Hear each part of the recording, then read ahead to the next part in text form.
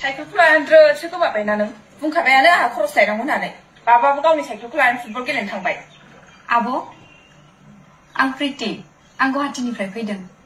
दैजि बिफाया आंनि आमाइनि फिसालामोन। ए हरदो साइकेला आरो नोंलाय थांफाखाया?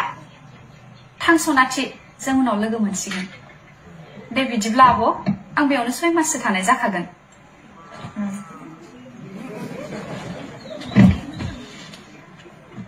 साइकेलखौ लानानै द्रोदसो गोमाबायना नों बुंखाबायानो आंहा खरस लायनांगौ होननानै बाबाबो गावनि साइकेलखौ लानानै फुटबल गेलेनो थांबाय।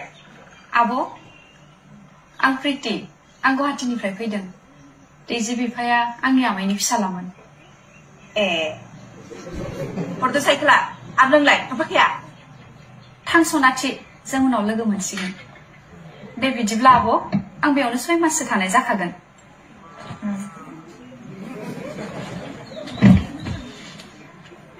साइकेलखौ लानानै द्रोदसो गोमाबायना नों बुंखाबायानो आंहा खरस लायनांगौ होननानै बाबाबो गावनि साइकेलखौ लानानै फुटबल गेलेनो थांबाय। आब' आं प्रिति आं गुवाहाटीनिफ्राय फैदों। दैजि बिफाया आंनि आमाइनि फिसालामोन।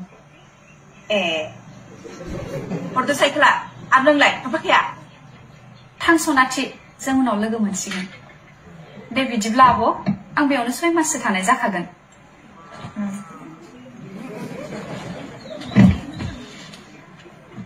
साइकेलखौ लानानै द्रोदसो गोमाबायना नों बुंखाबायानो आंहा खरस लायनांगौ होननानै बाबाबो गावनि साइकेलखौ लानानै फुटबल गेलेनो थांबाय। आब' आं प्रिति आं गुवाहाटीनिफ्राय फैदों। दैजि बिफाया आंनि आमाइनि फिसालामोन। ए हरदो साइकेला आरो नोंलाय थांफाखाया? थांस'नाथि जों उनाव लोगो मोनसिगोन। दे बिदिब्ला आब' आं बेयावनो 6 माससो थानाय जाखागोन।